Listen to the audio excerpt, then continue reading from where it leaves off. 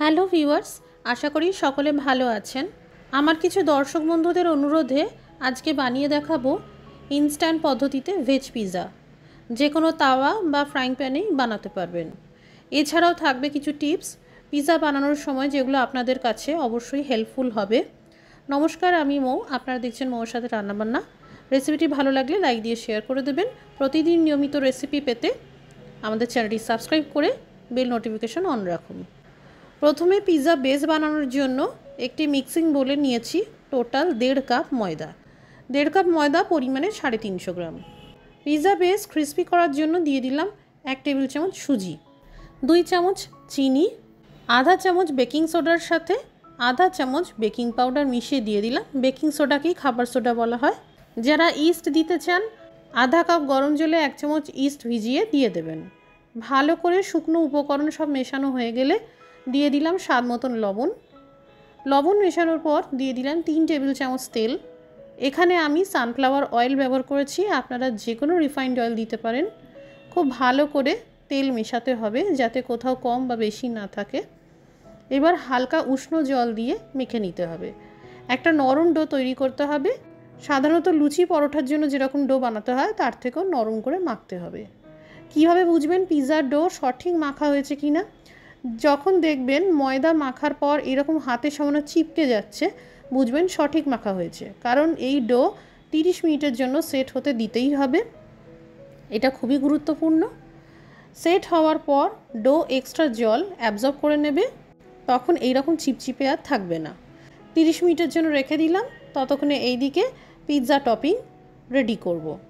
এর জন্য কেটে নেব রেড বেল পেপার। আপনারা ইয়েলো বেল পেপারের ব্যবহার করতে পারেন। ছোট ছোট সাইজ করে চৌকো করে কাটছি যাতে পিৎজা দেখতেও সুন্দর লাগে আর সবজিগুলো কাঁচা না থাকে। এমনিতেই পিৎজার টপিংয়ের জন্য খুব বেশি পরিমাণে সবজির ব্যবহার হয় না। আমি কিছু বেসিক ভেজিটেবলস নিয়েছি, যেমন red bell pepper, green bell pepper. এছাড়াও নিয়েছি 2টো পেঁয়াজ দুটোকেও এইরকমভাবে চৌকো চৌকো করে কেটে নিতে হবে। এই সব সবজি একটা প্লেটে তুলে নিলাম।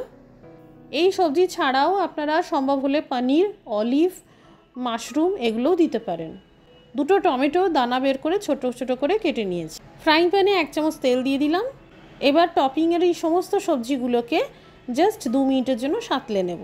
এখানে বলে রাখি, যারা মাইক্রো ওভেন ছাড়া বানাবেন, পিৎজার টপিংয়ে কাঁচা সবজি না দিয়ে এইভাবে সবজিগুলো সামান্য সাঁতলে নেবেন। কারণ মাইক্রো ওভেনে চারদিক থেকেই পিৎজা হিট পায়, তাই সবজি কাঁচা থাকার সম্ভাবনা নেই। কিন্তু তাওয়া বা প্যানে শুধুমাত্র নিচ থেকেই হিট আসে। এইভাবে সবজি সটে করে নিলে পিৎজার টপিংয়ে সবজিতে কাঁচা স্মেল থাকে না। যদি হাতের কাছে সুইট কর্ন দানা না থাকে তাহলে ছোট ছোট পনির, মাশরুম বা সিদ্ধ আলু টুকরো ব্যবহার করতে পারেন। ফ্লেভারের জন্য আধা চা চামচ অরিগ্যানো আর আধা চা চামচ চিলি ফ্লেক্স দিয়ে আর স্বাদ লবণ দিয়ে ভেজে নিলাম। এইদিকে পিৎজা বেসের জন্য ডো সেট হয়ে গেছে। এবার এই ডো সামান্য ময়দা ছড়িয়ে আবারও 2-3 মিনিটের জন্য মেখে নেব। যখন দেখবেন ময়দার ডো এইভাবে টানলে অনেকটাই চুইংগামের মতন লম্বা হয়ে যাচ্ছে আর হাতে লাগছে না, স্টিকি ভাবটা একদমই নেই, বুঝবেন ডো পারফেক্টলি রেডি হয়ে গেছে, সেট হয়ে গেছে। 2-3 বার ময়দা ছড়িয়ে এইভাবে একটু মেখে নিতে হবে।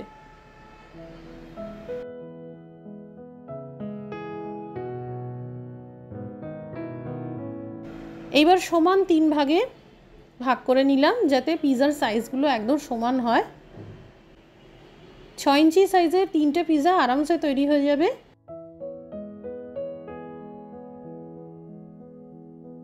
এবার ময়দা ছড়িয়ে এই পিৎজা বেসটাকে বানিয়ে নেব।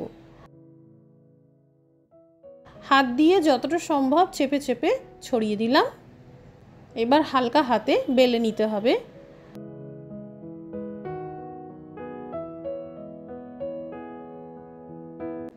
আপনারা সবসময় তাওয়া বা ফ্রাইং প্যানের সাইজ অনুসারেই পিৎজার সাইজটা তৈরি করবেন, নাহলে অনেক সময় তাওয়া বা প্যান অনুযায়ী পিৎজার সাইজ বড় হয়ে যায় বা অনেক ছোট হয়ে যায়।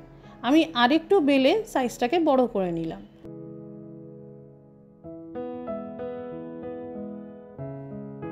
এই দেখুন, এইরকম পাতলা রাখলাম।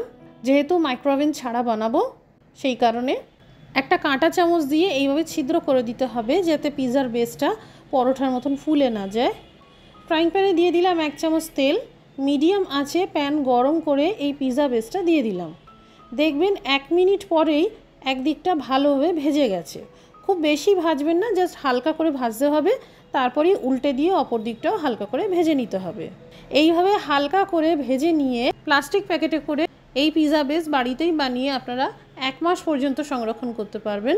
এবার দিয়ে দিলাম পিৎজা সস। আমি এখানে বাজারের রেডিমেড পিৎজা সস ব্যবহার করেছি। আপনারা যদি হোমমেড পিৎজা সসের রেসিপি দেখতে চান আমাকে কমেন্ট করে জানাবেন, আমি সেই রেসিপিও দিয়ে দেবো। এবার দিয়ে দিলাম মোজারেলা চিজ। এখানে যে যেমন যতটা পরিমাণে চিজ খেতে পছন্দ করেন সেই বুঝেই দেবেন। চিজ ভালো করে ছড়িয়ে দেওয়ার পর এবার এই ভেজিটেবলসের টপিং দিয়ে দিলাম।